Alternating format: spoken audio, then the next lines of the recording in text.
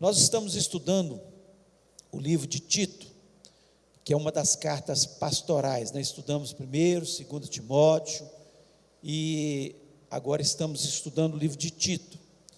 E nós, no primeiro capítulo, né, desse livro, nós fizemos uma introdução, falando um pouco da vida de Tito, quem foi Tito, a importância de Tito, né? Um dos discípulos de Paulo, e um discípulo muito amado, e um discípulo que Deus levantou para causas difíceis. Por isso, Paulo manda ele para a ilha de Creta, que era uma ilha onde havia muita dificuldade na divulgação do Evangelho, em função daquilo que acontecia, a situação geográfica de Creta, né? Ficava ali entre 3 continentes, europeu, africano e asiático.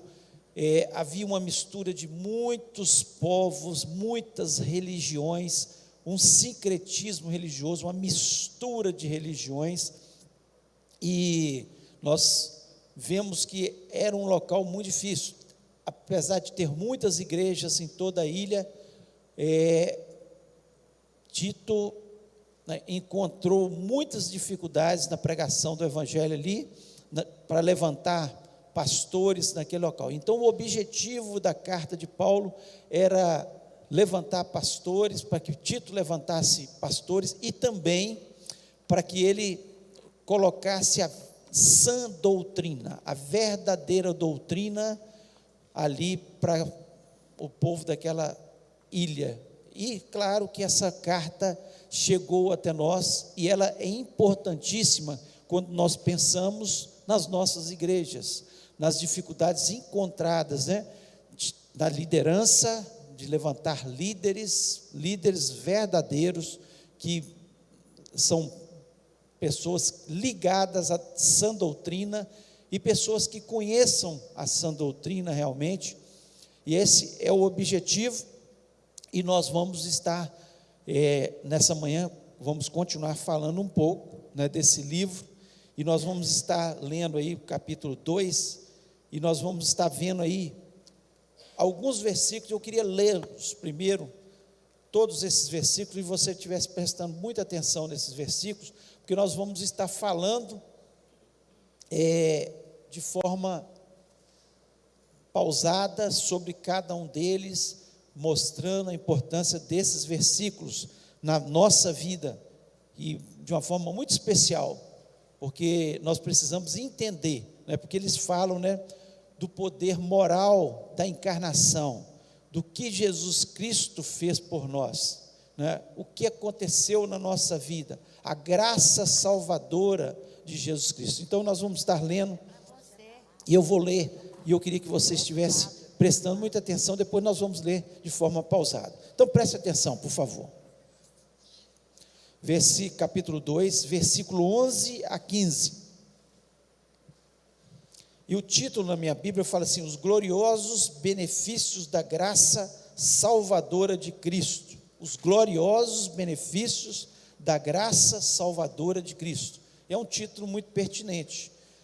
E diz o seguinte: porque a graça de Deus se manifestou salvadora a todos os homens, educando-os para que, renegadas a impiedade e as paixões mundanas, vivamos no presente século, sensata, justa e piedosamente, aguardando a bendita esperança e a manifestação da glória do nosso grande Deus e Salvador Cristo Jesus, o qual a si mesmo se deu por nós, a fim de remir-nos de toda iniquidade e purificar para si mesmo um povo exclusivamente seu, zeloso de boas obras. Diz essas coisas, exorta e repreende também com toda a autoridade. Ninguém te despreze. Então nós vemos aqui, são palavras do apóstolo Paulo para Tito, que era o pastor principal ali, porque Paulo exorta Tito que levante outros pastores naquele local, porque o evangelho ele precisava prosseguir. Como nós falamos, Paulo estava nos seus últimos dias de vida, e ele sabia da importância que o Evangelho deveria prosseguir. A importância do Evangelho chegar a outras pessoas, para que outras pessoas entendessem o que nós hoje entendemos, né? É claro que o Evangelho chegou até nós porque outras pessoas foram levando o Evangelho, as cartas foram escritas e chegou até a gente. Então nós temos que dar graças a Deus, porque nós temos tudo isso escrito, que é para o nosso ensino, para o nosso crescimento, para nós entendermos a nossa salvação. E Paulo aqui, ele está falando para Tito, e é interessante que ele inverte as coisas. Quando a lição anterior, que vocês tiveram, né, fala sobre como deveriam ser as pessoas, papel de cada um, das pessoas, de uma forma geral, dentro da igreja, como elas deveriam se comportar. E aqui, Paulo já está falando, depois que ele fala como elas deveriam se comportar, ele fala o porquê disso. Por que nós nos comportamos bem na vida? Por que a nossa vida deve ser uma vida piedosa? Por que aquele que roubava não deve roubar mais? Que nós devemos trabalhar da melhor forma possível, que nós temos que respeitar as lideranças, que nós temos que, o esposo tem que ter o seu papel, a esposa tem que ter o seu papel, os filhos devem se comportar de determinada forma, os pais têm que se comportar de determinada forma, porque um dia nós fomos salvos para isso. Deus nos salvou, a graça veio até o nosso coração, nós fomos alcançados pela graça de Deus, que é Jesus Cristo, para que houvesse mudança na nossa vida. Então, só pode ter mudança de vida, só vai mudar se a graça alcançar, porque por isso que muitas pessoas estão dentro da igreja e não existem mudanças na sua vida, no seu comportamento, no seu agir. Por quê? Porque na verdade a graça de Jesus não os alcançou ainda. Estão dentro da igreja, mas a graça de Jesus não chegou até o seu coração. Eles não foram salvos por Jesus. Aqui nós vemos de forma clara que Jesus Cristo, primeiro, ele nos salva da penalidade do pecado. A penalidade do pecado era o quê? A nossa morte. A penalidade do pecado era morte eterna. O nosso destino era o inferno. E Jesus Cristo nos salva dessa penalidade, da morte. Então no versículo 11 ele fala assim: porque a graça de Deus se manifestou salvador a todos os homens. A graça de Deus se manifestou para nos livrar da penalidade do pecado. Jesus Cristo também, ele nos salva do poder do pecado, né? No versículo 12 ele diz o seguinte: educando-nos para que, renegados a impiedade e as paixões mundanas, vivamos no presente século sensata, justa e piedosamente. Como é que nós conseguimos viver dessa forma? É porque nós somos bons, porque nós somos perfeitos? Não, porque a graça de Jesus Cristo nos alcançou, e ela, com certeza, ela não só nos livra da penalidade do pecado, ou seja, eu tenho certeza que eu terei uma vida eterna, porque eu tenho Jesus na minha vida, essa é a certeza. Mas também ela me livra do poder do pecado. O poder do pecado me leva ao quê? A pecar constantemente, a ser uma pessoa má, a querer o mal das pessoas, a ser egoísta. O poder do pecado me leva a fazer todas as coisas abomináveis a Deus. E a graça de Jesus Cristo, ela me ajuda contra o poder do pecado. Se você acha que você consegue se livrar do pecado com a sua força, você está enganado, porque simplesmente um dia a graça de Jesus te alcançou, e por isso você consegue se livrar do poder do pecado. Nós somos livres do poder do pecado, porque a graça de Jesus Cristo nos alcançou. E além disso, ela também né, além de a outra manifestação que acontece na nossa vida, é a salvação da presença do pecado, da presença do pecado. Versículo 13 diz o seguinte: aguardando a bendita esperança, a manifestação da glória do grande Deus e Salvador Jesus Cristo. Ou seja, um dia nós não teremos mais a presença do pecado. Por quê? Nós estaremos morando no céu. E quem que fez isso por nós? É a graça de Jesus. A graça manifestada nessa terra, o favor imerecido, porque graça é isso, é favor imerecido.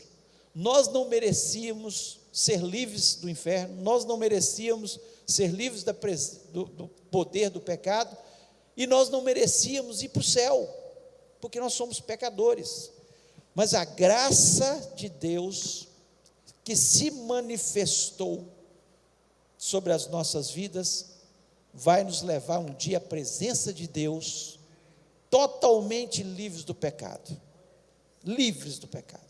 Nós não viveremos mais com esse poder que tanto nos atormenta.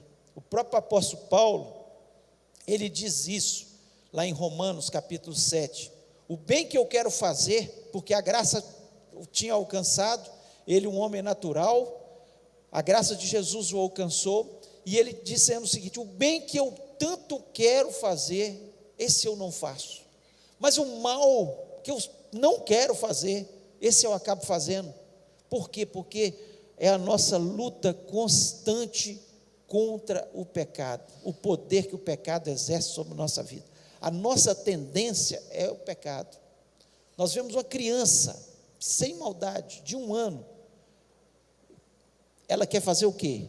O que não pode, o que é errado. Você fala, não pode, aí ela fica tentada porque ela quer. É o poder do pecado que está sobre a nossa vida, desde o ventre, desde que nascemos, o poder do pecado está sobre a nossa vida, e nós precisamos entender que nós somos salvos, e essa salvação é algo maravilhoso, que nós temos que ter entendimento, porque ela nos livra, essa graça nos livra da penalidade do pecado, nos livra do poder, e um dia vai nos livrar da presença do pecado. Ou se Jesus Cristo voltar, como Paulo diz aqui, que ele vai se manifestar um dia a todos, ou nós somos livres da presença do pecado quando morremos, porque vamos para o céu, todos os que entregaram a sua vida a Jesus Cristo, reconhecendo Ele como único e verdadeiro Salvador, e vamos ficar livres para sempre da presença do pecado. Então, a graça de Jesus é algo especial e maravilhoso. Diga.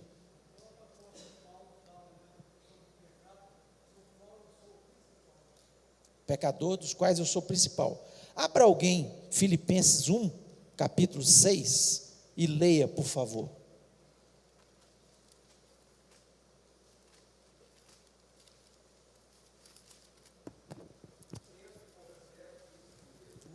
Pega o microfone, dá um microfone. Tendo por certo isto mesmo, que aquele que em vós começou a boa obra, a aperfeiçoará até o dia de Cristo Jesus. Quem começou a boa obra em você, quando te salvou, Ele aperfeiçoará até o dia de Cristo. O que é que está dizendo isso? É o processo de santificação na nossa vida. A graça nos alcança e a graça nos ajuda, nos aperfeiçoa até o dia de Cristo. Então nós, nesse mundo, nós vamos conseguir ser perfeitos? Nunca seremos perfeitos, sempre teremos erros. Se você estiver procurando uma pessoa perfeita para se espelhar, você não vai conseguir. Você pode olhar para as pessoas que estão se aperfeiçoando e admirar o tanto que elas estão crescendo, ao ponto que o apóstolo Paulo diz: sede meus imitadores, como eu também sou de Cristo. Ele era o imitador de Cristo, então ele estava falando: olha para mim, olha para a minha vida, o que eu estou fazendo? Então nós temos que olhar, está aperfeiçoando a nossa vida e vendo aqueles que estão se convertendo e não falando o seguinte: não olha para a minha vida não, porque eu sou imperfeito. Não, olha para a minha vida, olha o que eu estou fazendo. Eu sou imperfeito, mas eu estou prosseguindo para o alvo, o autor e consumador da minha fé, que é Jesus Cristo. Eu estou lutando para isso, para chegar a ser uma pessoa melhor. Então nós cristãos, é uma luta constante contra o poder do pecado. Nós lutamos, e a graça é que vai estar nos aperfeiçoando até o dia de Cristo. Nós precisamos entender que a graça, ela não foi só salvadora, mas a graça, ela é muito mais que salvadora. A graça nos leva a aperfeiçoar a nossa vida, e a graça vai nos levar um dia ao céu. É a graça de Jesus Cristo que um dia nos alcançou. Então a graça não parou na nossa salvação, a graça, ela continua, porque é Jesus Cristo, o favor imerecido. Nós não merecíamos ter Jesus, porque Ele é o Filho de Deus, que se deu pelas nossas vidas. Nós não merecíamos isso, mas Ele fez isso pelas nossas vidas. E quando nós pensamos sobre tudo isso, nós temos que entender que a origem da graça é Deus, é Deus. Vamos abrir aí em Romanos 16, por favor, Romanos 16, alguém com o microfone vai ler, tá? 16, versículo 25 a 27. Ora, aquele que é poderoso para vos confirmar, segundo o meu evangelho e a pregação de Jesus Cristo, conforme a revelação do mistério guardado em silêncio desde os tempos eternos, mas agora manifesto e, por meio das escrituras proféticas, segundo o mandamento do Deus eterno, dado a conhecer a todas as nações, para a obediência da fé. Ao único Deus sábio, seja dada a glória por Jesus Cristo, para todos sempre. Amém. Então nós vemos aqui de forma clara, quem é que nos deu Jesus? Quem é poderoso, né, para confirmar o evangelho, a pregação de Jesus Cristo? É Deus que nos deu a sua graça. A graça, ela já existia antes da fundação do mundo. Quando você lê Gênesis lá, a terra era sem forma e vazia, o Espírito pairava sobre as águas. A graça já estava ali. Nosso Deus já estava ali. Jesus Cristo já estava ali. O Verbo se fez carne e habitou entre nós. Quem criou todas as coisas? O Verbo de Deus criou todas as coisas. E Ele se fez carne, Ele se encarnou e habitou entre nós, para nos ensinar como deveríamos viver. Não agora só a palavra escrita de Deus, que estava ali para os judeus, mas agora a palavra encarnada de Deus, que é a graça que veio sobre as nossas vidas. Então Paulo, ele tenta mostrar para Tito exatamente isso aí, para que ele pudesse trazer esse entendimento ao pessoal de Creta, e essa carta também fosse propagada às outras igrejas, né? E qual que é o perfil da graça? A nossa salvação, é a nossa salvação. Por que a graça se manifestou? Para nos salvar, para nos libertar do poder do pecado e trazer a salvação, para que um dia todos os homens, abra aí alguém por favor, Lucas 19, 10.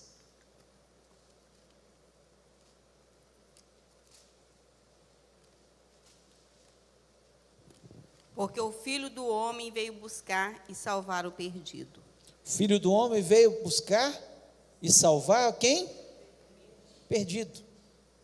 Eu, você, todos nós. Para isso que Jesus Cristo, a graça se manifestou. Deus não mandou o seu filho de qualquer jeito. Nós temos que ter clareza nesse entendimento, porque isso aí é a base doutrinária da nossa salvação. O amor de Deus foi tão grande. O que lá diz em João 3,16? Vocês conhecem muito bem. Deus amou o mundo de tal maneira que deu o seu único filho, para que aquele que nele crê não pereça, mas tenha vida eterna.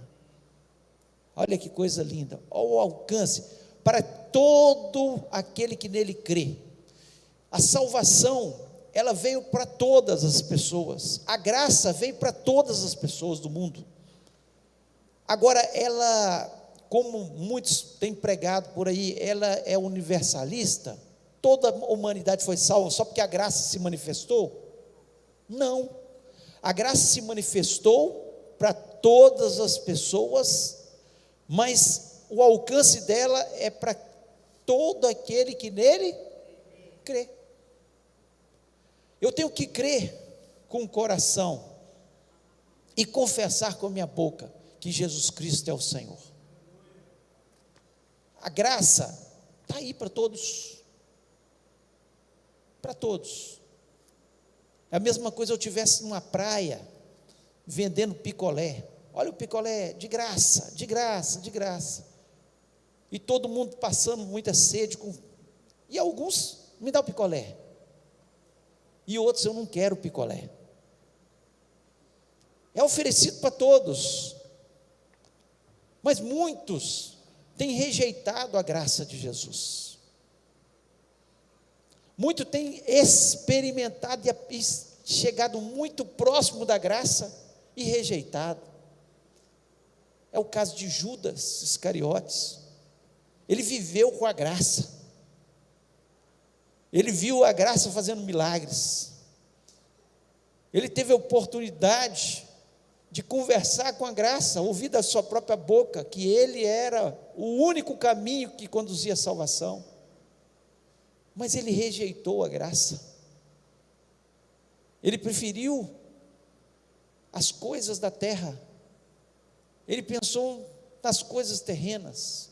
E assim muitas pessoas, onde a graça tem sido oferecida, Jesus Cristo tem sido oferecido.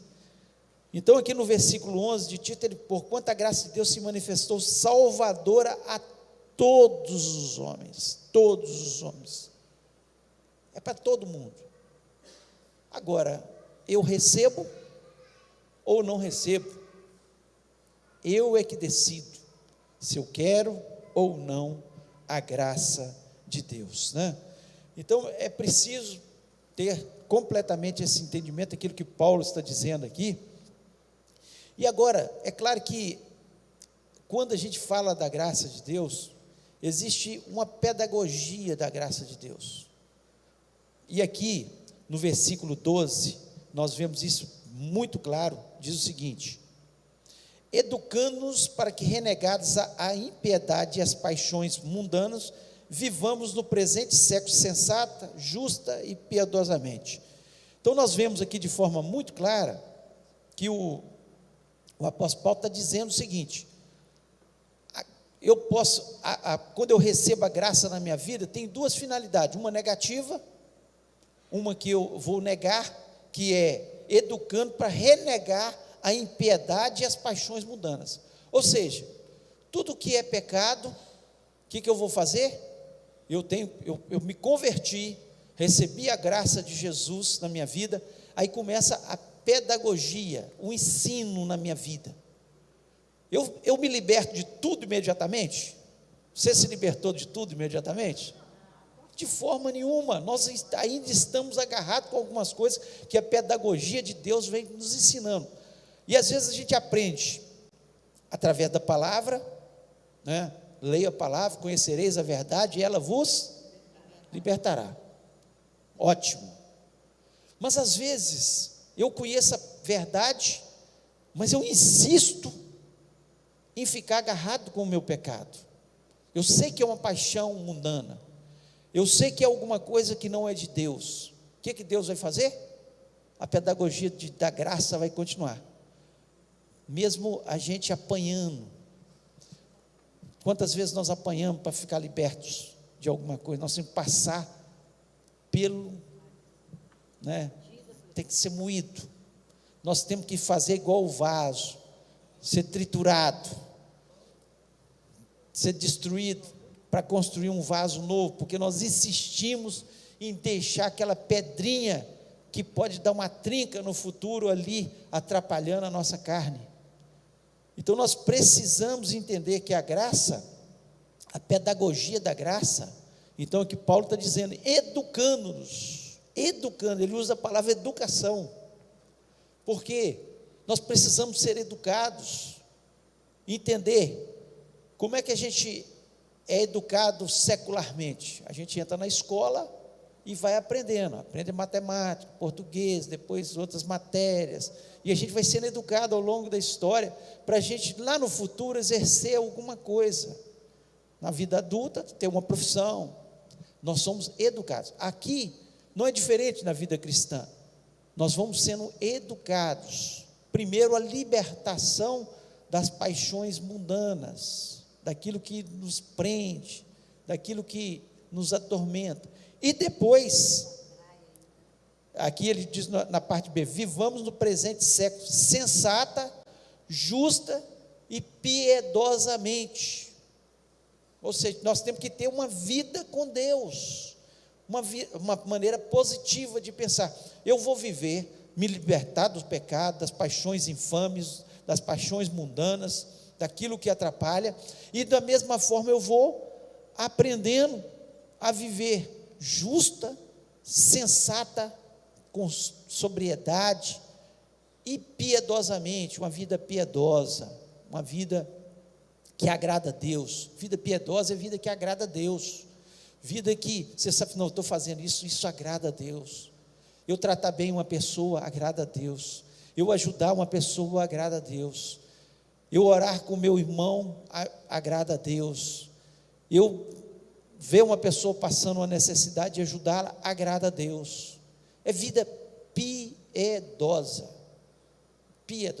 por isso nós não podemos viver uma vida cristã dentro do nosso, vamos dizer, nosso mundinho, dentro da minha casa, porque a vida piedosa demonstra que eu estou fazendo algo por alguém, então eu preciso de gente ao meu redor, mesmo que muitas vezes as pessoas nos façam mal, mas nós precisamos estar no meio das pessoas, por isso que a Bíblia nos exorta a ter comunhão uns com os outros, apesar das dificuldades, porque comunhão traz atrito, não é? Olha dentro da nossa casa, as pessoas que às vezes mais discute, etc, tal, às vezes as pessoas lá fora, nossa, fulano é tão calmo, tão bom, e às vezes dentro de casa, por quê? Porque nossa área de atrito é maior, nós vivemos mais junto, mas nós precisamos aprender a viver juntos, e melhorando esses atritos, melhorando a nossa vida cristã, vivendo de uma forma piedosa, uma vida sensata, uma forma justa com todas as pessoas, fazendo justiça. Então a graça, ela não nos alcançou apenas para nós sermos salvos, não, porque quando nós vivemos esse estilo de vida, a pedagogia de Deus sobre as nossas vidas, nós vamos conseguir viver melhor com as outras pessoas, o nosso testemunho vai ser melhor, e outras pessoas serão alcançadas pela graça. Olha como a coisa é uma engrenagem. Como é que você consegue alcançar seus familiares, seus amigos? É quando eles veem diferença no seu testemunho de vida. Você pode falar de Jesus, a graça me alcançou, isso, etc. Mas se o seu testemunho não for um testemunho digno, o que as pessoas vão falar? Eu não quero o Jesus desta pessoa. Eu não quero. Ontem nós estávamos numa reunião com um grupo de louvor, a gente iniciando aí o ano, E uma das pessoas abordou exatamente isso, que uma pessoa viu, determinada pessoa apareceu na igreja, aqui na nossa igreja, não falou o nome, foi ético, graças a Deus, viu uma pessoa e falou assim: fulano de tal, é da sua igreja? Meu Deus, não quero ir nessa igreja sua não, que essa pessoa não presta, essa pessoa não dá testemunho nenhum, não tem nada de crente, coisa feia. Então, se nós não damos testemunho, se a graça não nos alcançou de verdade, e essa graça não está nos ensinando a nos livrar primeiro daquilo que nos atormenta, do pecado que tanto nos angustia, e trazendo um novo estilo de vida, não vai ter sentido nenhum, nada vai acontecer na nossa vida.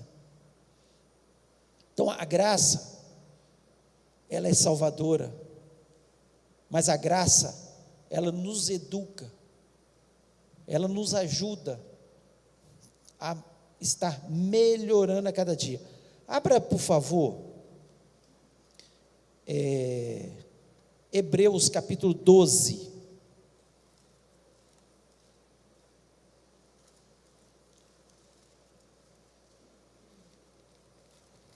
Hebreus capítulo 12.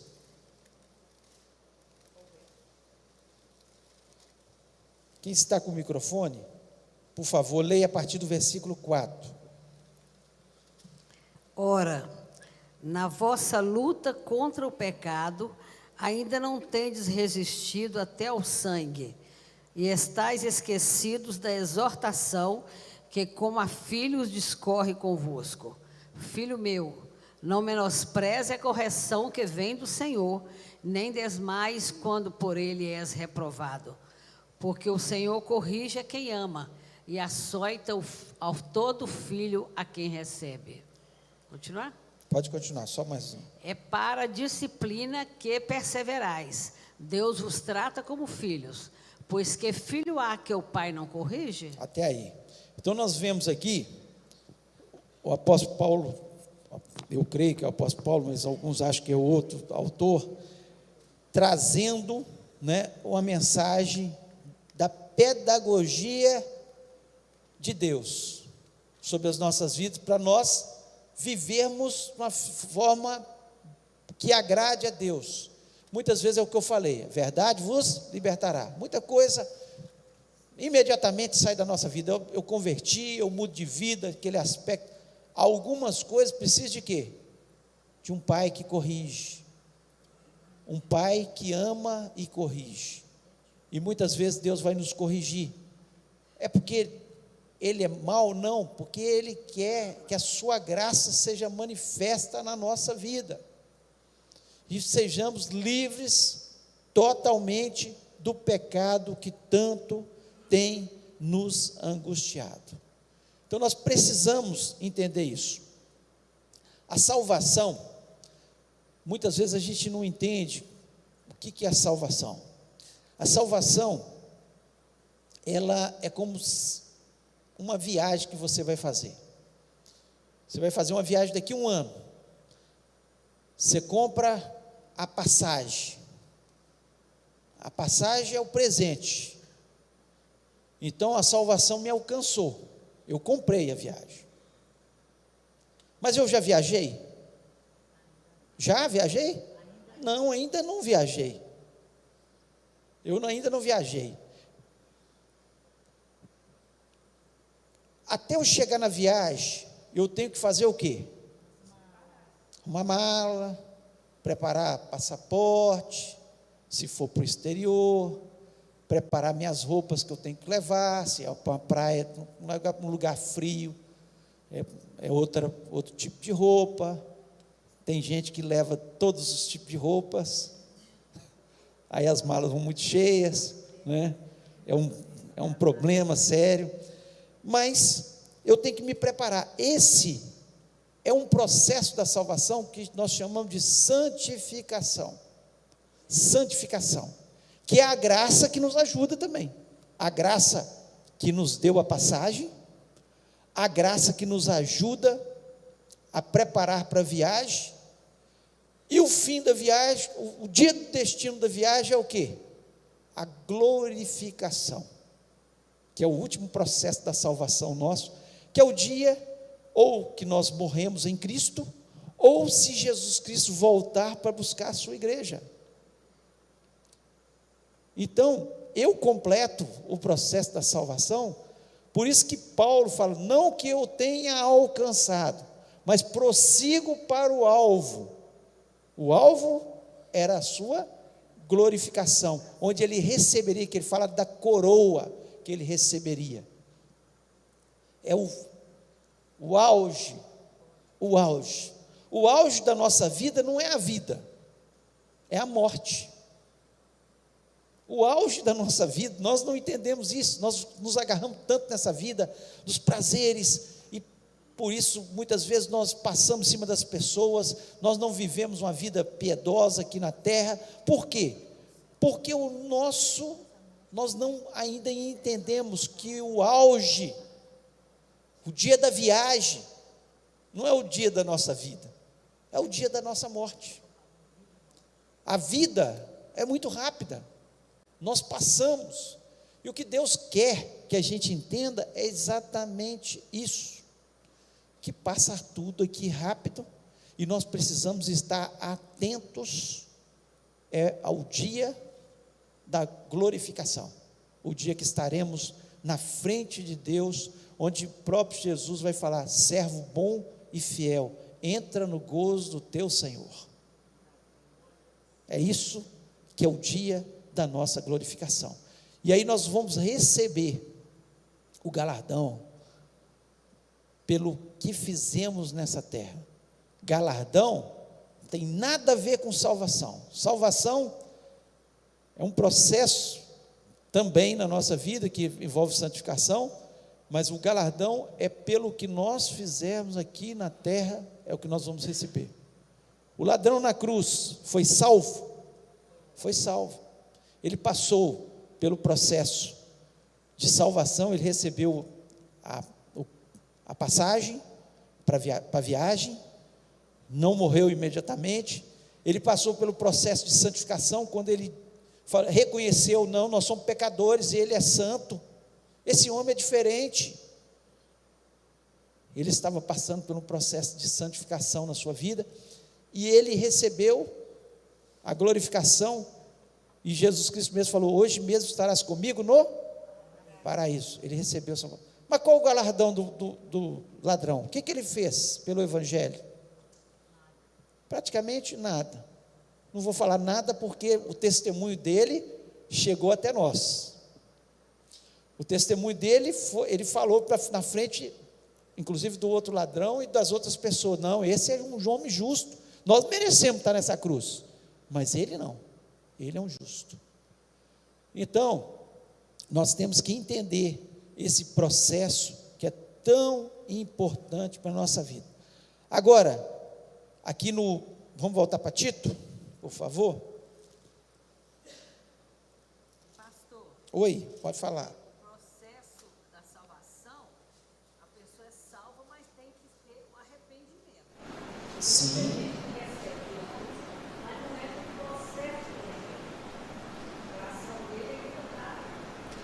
Mas a verdadeira salvação, quando a gente fala da verdadeira salvação, é lógico que passa pelo arrependimento do pecado, porque você reconhece que você é pecador. Então passa pelo arrependimento dos seus pecados, não é? É claro.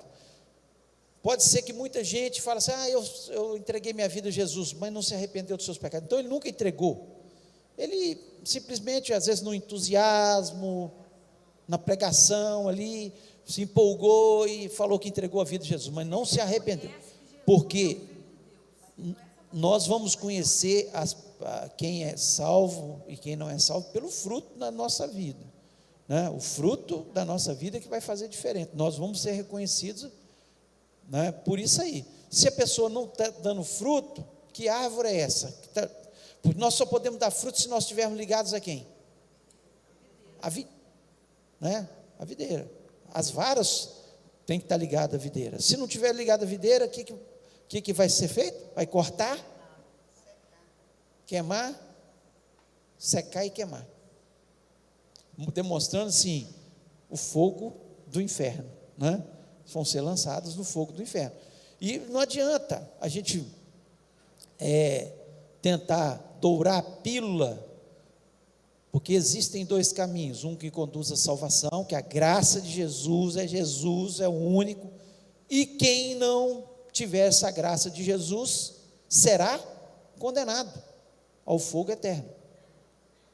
Não somos nós que falamos, é a Bíblia que fala, gente, vários textos, mostra o próprio Senhor Jesus Cristo, conta parábolas, né, do rico e Lázaro, ele conta, um estava do lado de cá, no seio de Abraão, no frescor, tranquilo, o outro estava lá,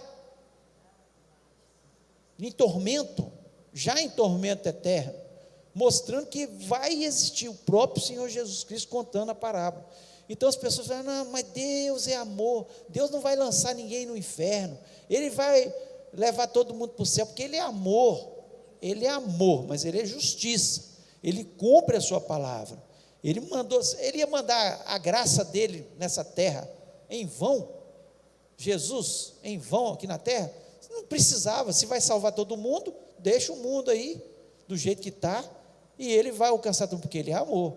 Não, mas Ele pega seu filho e fala, você vai lá, você vai mostrar esse povo como é que vive, como é que eu quero que as pessoas vivam na terra, o que é amor de verdade, ao ponto de dar a sua vida na cruz do Calvário, derramar o seu sangue por gente que não presta, gente que é pecadora, para que eles possam ver o que é o amor de verdade. Mas todo mundo que te receber, todo mundo que reconhecer esse seu sacrifício e te aceitar como único e verdadeiro Salvador, vai ser salvo. Eu fico imaginando a conversa de Deus com Jesus antes dele cumprir toda a sua tarefa aqui na terra. Então houve um diálogo onde Jesus Cristo cumpriu todas as coisas, ao ponto que Jesus Cristo sabia tanto da sua tarefa, que antes dele ser crucificado, no Getsêmani, ele começa a orar, e o sofrimento dele era tamanho, que o suor dele se tornou em gotas de sangue, e ele falou com o Pai, se possível, passa de mim esse cálice. Se tem outro caminho, em outras coisas, em outras palavras, se tem outro caminho, passa de mim esse cálice, mas se não, seja feita a tua vontade. E ele cumpriu a vontade do Pai, por amor às nossas vidas. Então, a graça que Paulo fala aqui, que nos educa, né?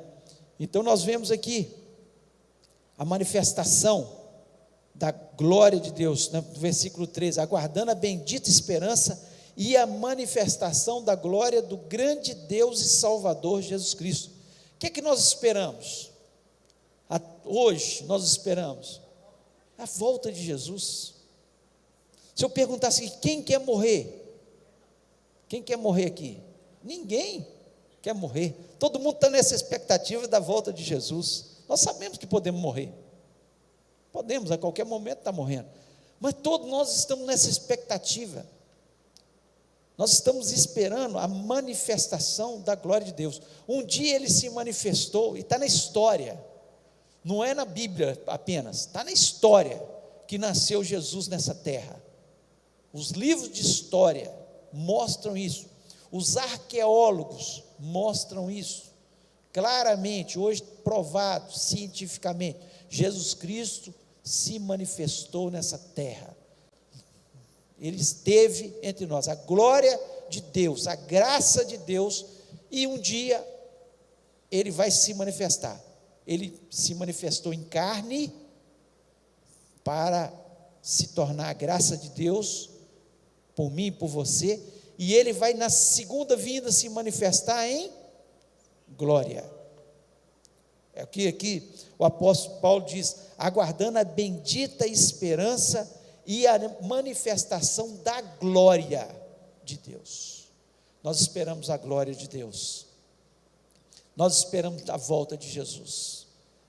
Assim como eles esperavam com tanta ansiedade a vinda de Jesus a primeira vez, os judeus sonhavam com isso, eles esperavam isso de uma forma grandiosa, a expectativa, porque lá no Éden tinha sido prometido para eles, olha, aquele nascido da mulher vai esmagar a cabeça de Satanás.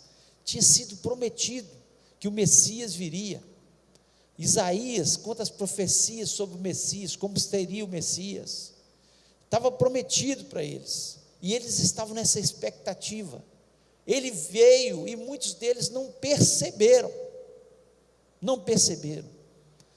e acharam, passaram tantos anos que eles acharam, será que vem mesmo? Muitos duvidaram no seu coração, e hoje está da mesma forma, muitos estão duvidando no seu coração que Jesus vai voltar. Quando menos nós esperarmos, ele virá como um ladrão, a Bíblia nos diz isso, e virá manifestando a sua glória, não agora como carne, não com um corpo que podia ser abatido, mas com um corpo diferente, e a grande bênção é que nós temos essa expectativa no nosso coração. Abra aí, Filipenses 3, versículo 21,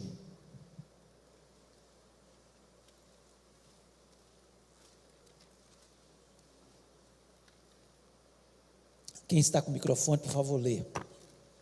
O qual transformará o nosso corpo de humilhação para ser igual ao corpo da sua glória, segundo a eficácia do poder que ele tem de até subordinar a si todas as coisas. O que vai acontecer com o nosso corpo? Esse corpo abatido, esse corpo que sofre doenças, esse corpo que morre, será um corpo glorioso, como o corpo de Jesus, um corpo diferente. Muitas pessoas acham que chegar no céu, ninguém vai reconhecer mais. Não, a Bíblia nos mostra de forma clara, eu sou o Deus de Abraão, Isaac e Jacó. No Monte da Transfiguração, quem apareceu para Pedro, Tiago, João e Jesus, que estavam no Monte da Transfiguração? Moisés e Elias. Corpo glorioso, com corpo glorioso, não um corpo que morre mais, não um corpo que padece mais enfermidades, mas um corpo totalmente diferente, um corpo que, como de Jesus após a ressurreição, que foi capaz de atravessar paredes. Os discípulos estavam ali dentro de uma casa, com medo de todas as coisas, de repente ele aparece lá dentro, não abriu porta, não abriu janela, apareceu ali dentro, um corpo diferente, mas um corpo reconhecido, um corpo que vai ser reconhecido. Nós não deixaremos de ser nós mesmos, nós seremos nós mesmos, só que um corpo completamente diferente, porque a palavra de Deus nos diz isso de forma, tudo isso por causa de quê? Da salvação, da graça maravilhosa de Deus sobre as nossas vidas. Vai ser totalmente, assim como as pessoas não esperavam de forma nenhuma, também não estão esperando, e quando menos se espera, Jesus Cristo vai voltar para buscar a sua igreja. Versículo 14, aí de Tito, capítulo 2, diz o seguinte: o qual a si mesmo se deu por nós, a fim de remir-nos de toda iniquidade e purificar para si mesmo um povo exclusivamente seu, zeloso de boas obras. Para que a graça se manifestou? A graça se manifestou para que existisse um povo diferente nessa terra. Jesus Cristo se manifestou para mostrar que era possível viver uma vida diferente nessa terra, se afastando do pecado, uma vida piedosa, uma vida que agrada a Deus, uma vida diferente nessa terra. Para isso ele se manifestou, a graça de Deus se manifestou. Ele nos salvou não apenas para a gente morar no céu, mas ele nos salvou para que fôssemos um testemunho aqui na terra. Nós fôssemos a manifestação de Deus nessa terra. Jesus está no céu, e agora nós é que temos que manifestar as obras que Ele deseja que seja manifestada nessa terra. E aí no versículo 15, ele completa, o apóstolo Paulo, dizendo o seguinte: diz essas coisas, fala essas coisas, exorta e repreende também com toda a autoridade, ninguém te despreze, ninguém te despreze. O que o apóstolo Paulo está dizendo para ele? Não fica com medo do desprezo das pessoas, não. Para que você vai ficar com medo do desprezo? Nós temos uma função de quê? Primeiro, falar do Evangelho. Falar do Evangelho. Ele fala aqui, diz essas coisas, fala da graça de Deus para outras pessoas. Fala com o seu testemunho e fala com as suas palavras. Fala. Essa é a palavra apenas para Tito? Não, é para todos nós.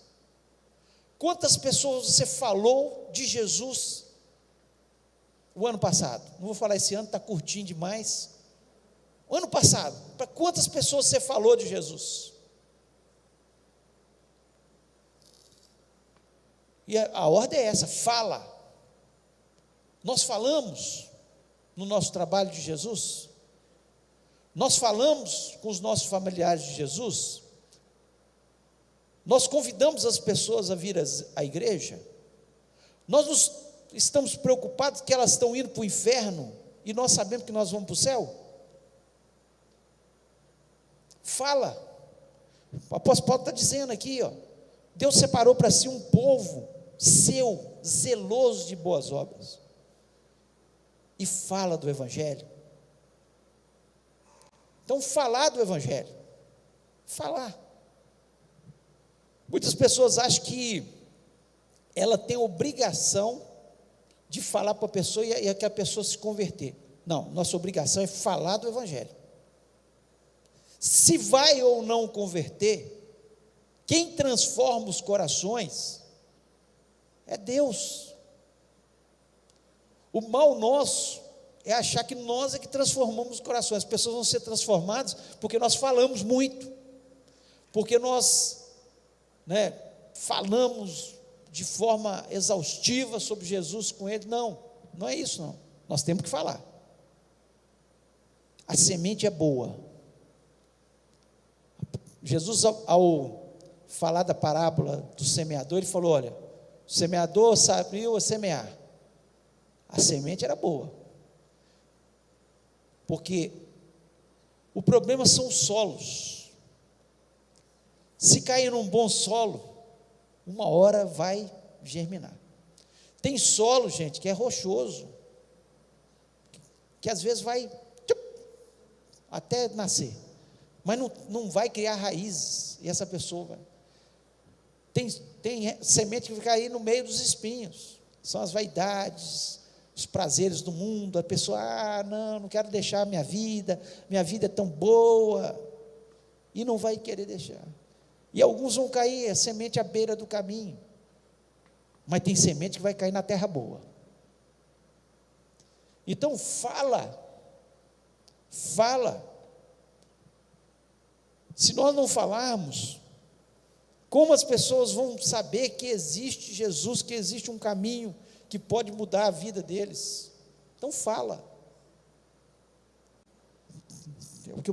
Nós temos que falar da graça. Nós temos um produto, que é o melhor produto do mundo, que se chama Jesus Cristo, a graça de Deus sobre as nossas vidas.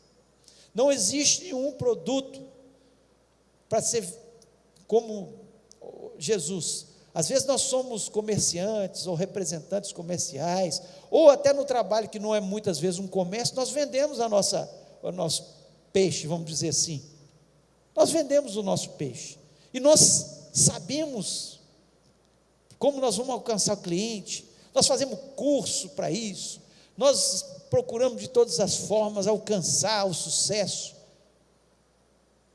E para falar de Jesus,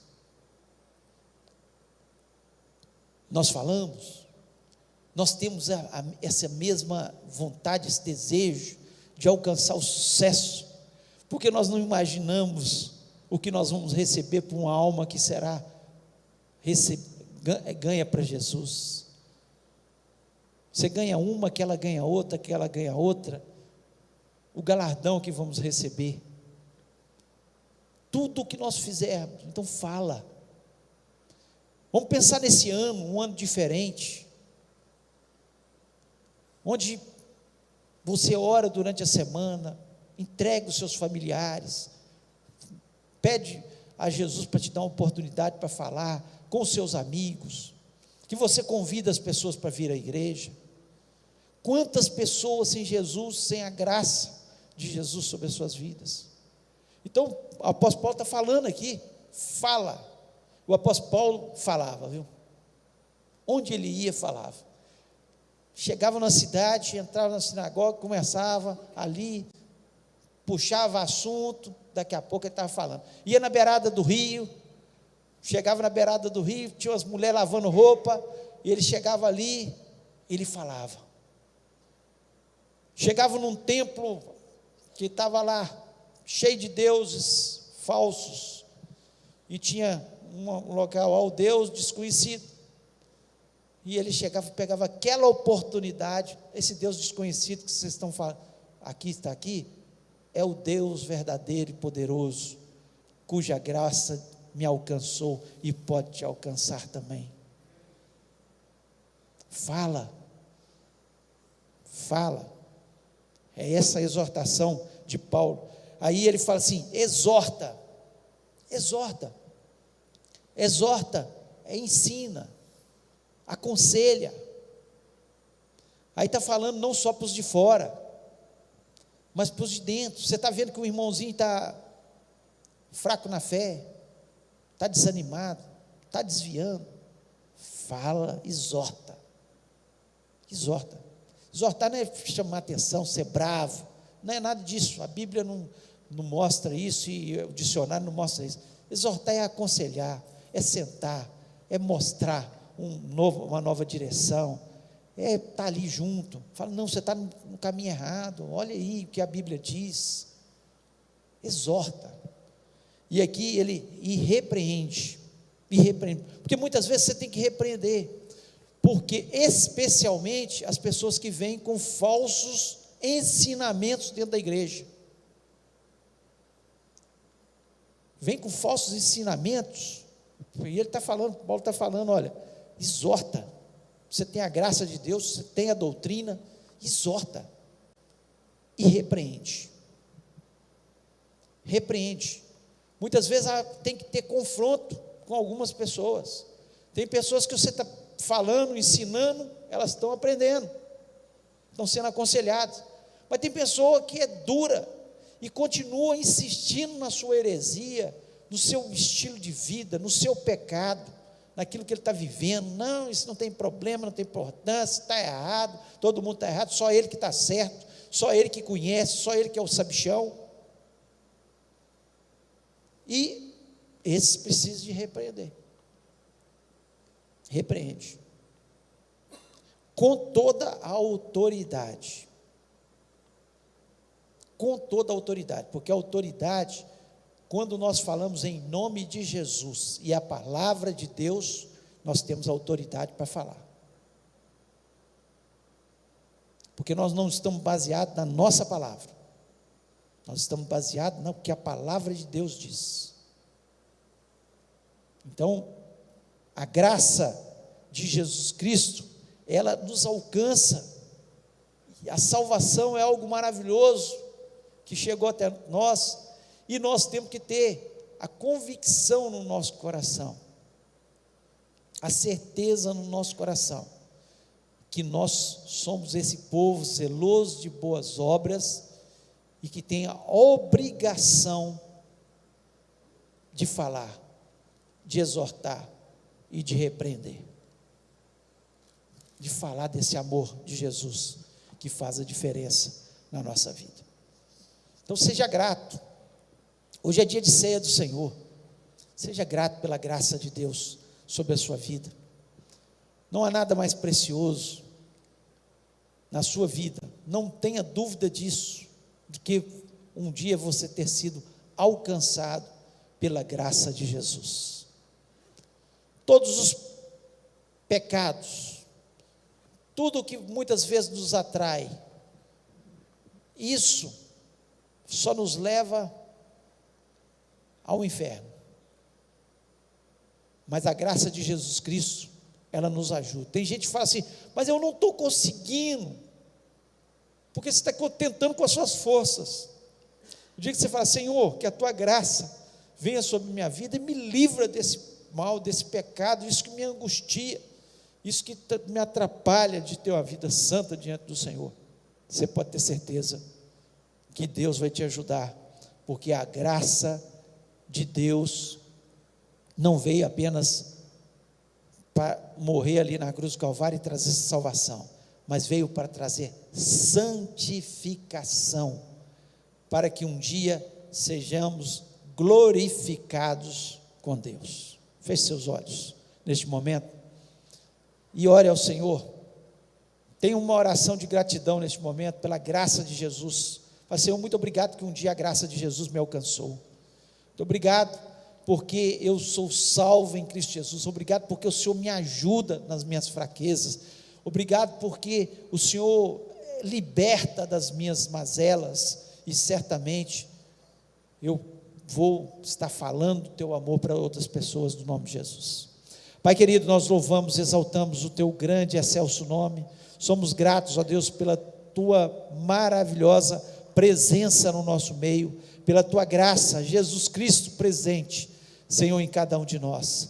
Ó Deus, é tão lindo nós termos a consciência, ter um culto racional. Eu sei porque que eu estou aqui nesse lugar. Eu estou aqui porque um dia Jesus Cristo me alcançou através da sua graça. Eu estou aqui porque um dia alguém se importou comigo, morrendo ali na cruz do Calvário. Eu estou aqui porque eu quero viver uma vida santa diante da tua presença, porque um dia eu sei que eu vou morar no céu. Senhor, que a tua graça possa, Senhor, alcançar cada coração que está aqui neste momento ouvindo, ou está através da internet, que essa mensagem possa alcançar corações, e que possa haver mudanças de vida. Senhor, tem misericórdia, nós não vamos deixar de falar do teu amor, Senhor, para todos que queiram ouvir, ó Pai. Senhor, em nome de Jesus, transforma a nossa vida, ajuda-nos, nós precisamos da graça, em nome de Jesus Cristo, amém. Amém. Deus abençoe a sua vida.